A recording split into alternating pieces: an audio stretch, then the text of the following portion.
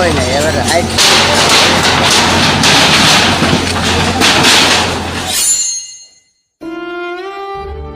বন্ধুরা, তোমরা দেখতেই পেলে কিভাবে ভেঙে গেল কয়েকজনের বাড়ি, ঘর, দোকান।